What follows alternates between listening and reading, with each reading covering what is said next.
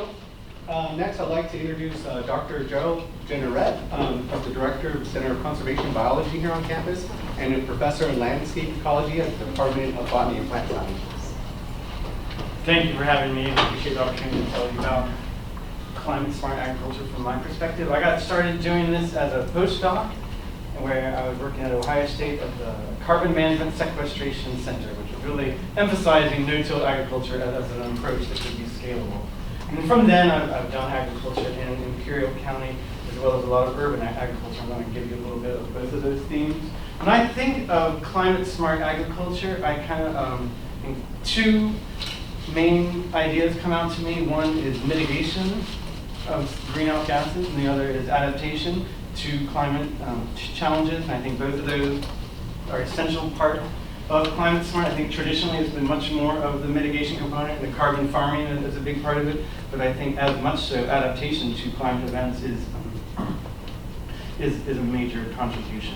I think then within that, and so that was well described by earlier talks as well, just reiterate that. I think another component that comes out here that was also described was the ability of life cycle assessments and the life cycle consequences of management practices. What do they mean, aside from just on the ground dynamics, on what's happening in the soil itself, what's happening to the plants. The fertilizer costs for nitrogen are extremely high in terms of greenhouse gas contribution. Another idea that has gotten mentioned a little bit is the concept of co-benefits, that when you're doing things that lead towards climate smart agriculture, that you will have potential ability to mitigate climate changes as well as adapt to climate changes, but then also have other benefits that could help society as well as the rest of the world. So I'm gonna, one of the topics I've thought about is urban agriculture. I just want to maybe throw out something challenging there. And this one certainly comes from like a third concept, which comes out here a little bit, with the capacity to scale these things up. When I think about urban agriculture, one component of the climate smart, I think that it may be, I'll throw this challenge out, is that the greenhouse gas potential is oversold. There's a small amount of land possible for doing carbon sequestration within an urban environment, and it could just be an excuse to not reduce emissions. If we're looking to have real climate changes in greenhouse gas concentrations, that I think we want to think about is can we scale up urban agriculture to actually have an impact on greenhouse gases, especially then again within a life cycle sense. I think much more of my work has been directed to Imperial County and south of the Salton Sea, looking at agriculture there. And I've thought about this both in terms of adaptation and mitigation, where it's an extremely hot environment. It's at the forefront of climate change. We think of that as a model system for really high temperature challenging environments, and we've looked to think about that. I got started doing biofuel research, so that term hasn't come up yet, but that's how we get to introduce that. In a sense, it's farming for energy, which then would be also farming for carbon. The idea is to reduce overall greenhouse gases by growing crops that could be used for fuel. We were growing sorghum for 4 years down there, supported by USDA. And one of the take-home messages from this is that you shouldn't do that. The idea of a perennial crop for greenhouse for biofuel production is strong. That's where you're going to be getting a lot of the benefits of growing plants. If you have to dig the thing up and replow every single year, you're not going to be sequestering carbon. And so that was one of our major findings there. And then when you put it into a life cycle assessment framework, the overall carbon that you can get out of this is limited. I think in other places where they can use perennial crops, this bioenergy and carbon capture, BECCS, has been one that's been promoted. It seems like a reasonable way. If you can get the carbon from a plant, put it into some sort of refinery that then does carbon capture, all of a sudden you're pumping carbon into the ground. So that's one. Another thing that we found with our project when using biofuel was co-benefits associated with growing biofuels. And this is actually sort of the inverse of co-benefits. What we saw down there, so it's really hot and dry when you the soils kind of dry out in between irrigations. When you do irrigate it, you get these massive pulses of biological activity in the soil. And in particular, we saw large emissions of NOx, or nitrous oxide, which is a precursor to ozone.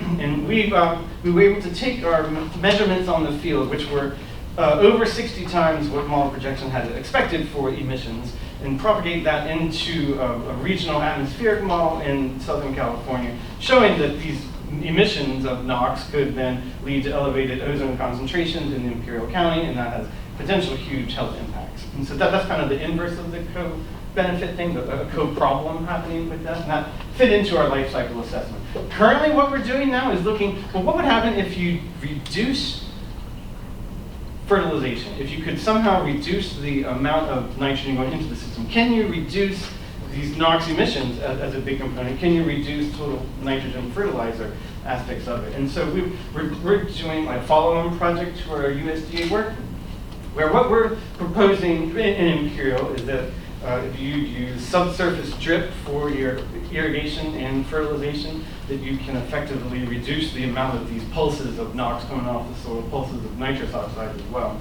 And what that comes into one of these questions here that was earlier is this part here. What we're trying to do is say if you reduce your nitrogen fertilization rates, you can then reduce your nitrous oxide emissions. We can go to the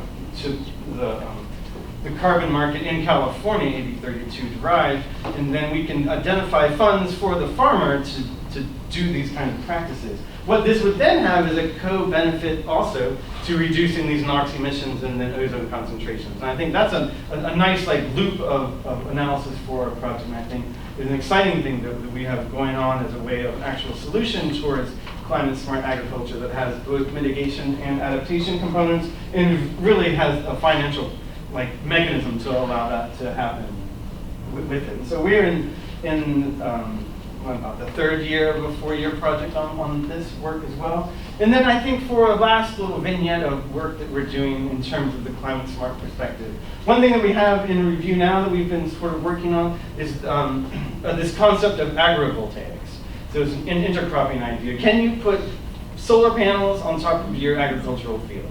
And there's a lot of interest in that and a lot of capacity to that. That's going to potentially, it'll be like the shade cloth in the fact that you'll reduce the high temperatures in high temperature environments. If you go farther north, you'll potentially provide frost protection as well. You'll provide dual income streams for the agriculture, for the farmers themselves. They can get energy constantly and resources for that as well. It allows the looking forward down the line, it really allows for thinking about revolution in precision agriculture. If we have a strong supply of energy and a bunch of infrastructure at the farm itself, then we can potentially think of robotics in the field as well. I think this one works really well in large production agriculture, what we propose to do. And then coming back to what I was starting with, I think this also can work in urban agricultural settings as well too.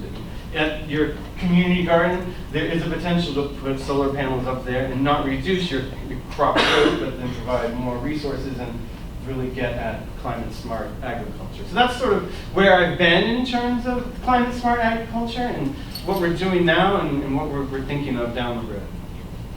Thanks.